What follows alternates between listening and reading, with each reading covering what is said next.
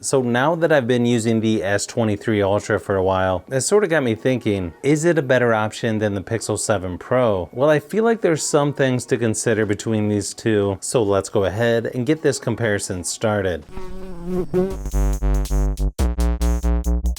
The price between these two phones sort of makes it an interesting comparison, since you've got the Pixel 7 Pro for only $750 right now, normally about $900, and you don't have to trade anything in. So it's going to be tough to beat that, considering the S23 Ultra is currently about $1,200. I will mention that Google sent over the Pixel 7 Pro for me to review last year, hashtag gift from Google, but everything in this video is my own opinion, and they don't review any video that I make before it's posted. I had to pay for the S23 Ultra myself. Samsung, if you're watching this, please help out the channel and send some of your products over to review. As far as storage options, you can go up to 1 terabyte with the S23 Ultra and then 512 gigabytes for the Pixel 7 Pro.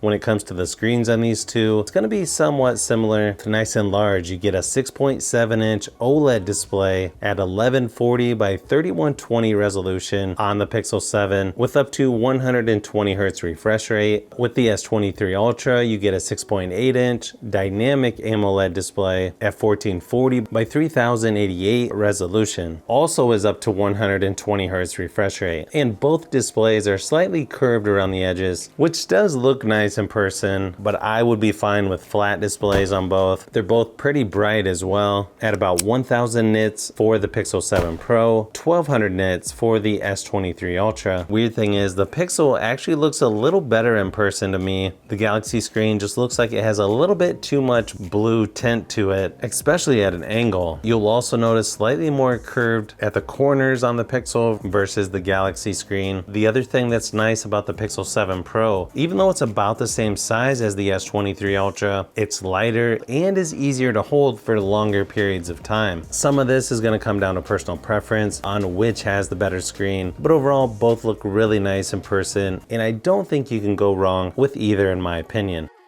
One of the best things about these two phones is going to be the battery life. We're talking over 12 hours for the Pixel 7 Pro in my battery drain test, over 16 hours for the S23 Ultra. You should be able to get a couple days with normal usage on both phones, but if you want the phone with better battery life, you'll want to go with the S23 Ultra.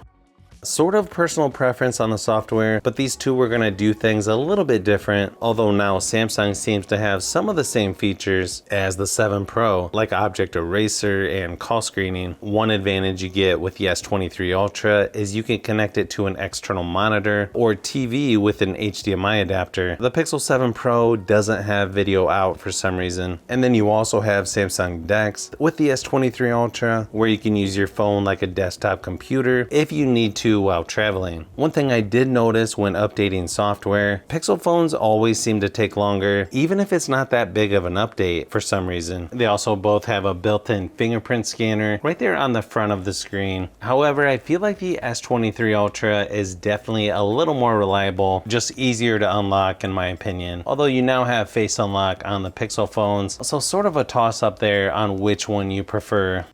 Another advantage with the S23 Ultra is going to be the S Pen. I know some people don't really need that, but for me, it's probably one of the reasons why I use the S23 Ultra more than other phones I currently have. It even helps with my wrist pain that I've got from using a computer all day long for many years. And then both are some of the best when it comes to software updates. So I feel like that's going to be a toss-up depending on when you get each one. Performance-wise, the S23 Ultra has the newest Snapdragon 8 Gen 2 processor, which is going to be tough to beat, as you can see here by the Geekbench scores, although the Tensor 2 chip in the Pixel phone still does a pretty good job for most things in my opinion, and both phones are going to feel nice and snappy just moving around the software and when doing some multitasking. But if you want the phone with better performance, you'll want to go with the S23 Ultra. Sort of a similar story when it comes to gaming. It may just come down to what games you're playing, but the S23 Ultra is going to be a little better at gaming. It might have a little better graphics and frame rates, but both do a good job in my testing. And I think most people will enjoy gaming on either one, even if the Galaxy looks a little better or plays a little smoother. Now when it comes to the speakers, they're going to be a little louder on the S23 Ultra, but not by much. I feel like you can't go wrong with either one, and they even sound good when you turn them all the way up. But here's a quick sample of each, just to give you an idea of how they sound. Tell me what's wrong and why you never said you felt that way. Guess you're trying to stay strong and fake a smile until I look away. But I've known you too long, it hurts to watch your blue eyes fade to gray as you fade away. And tell me what's wrong and why you never said you felt that way. Guess you're trying to stay strong and fake a smile until I look away as you fade away. As you fade away. As you fade away. As you fade away. Now when comparing cameras, it's a little misleading if you just look at the specs, because you got a 50 megapixel main lens on the Pixel, but then a 200 megapixel main lens on the Galaxy phone. You are going to get a telephoto lens on both phones, although I feel like the S23 Ultra, you can zoom in quite a bit further. Even if it's not going to be the best photo, it's still pretty crazy how far you can zoom in with this. You also have a 12 megapixel ultra wide on both, and then a 10.8 megapixel selfie camera on the Pixel versus 12 megapixel on the Galaxy. I didn't really expect this, but these two are really close when it comes to the cameras, so it sort of depends on what you're looking for. The S23 Ultra might have the slight advantage with its super duper extra zoom lens, but then everything else is going to be really close between these two. I might prefer the Pixel a little bit more for portrait shots, but then I lean slightly towards the S23 Ultra for video, especially in lower light situations. But here's a few samples of each just to give you an idea of what to expect.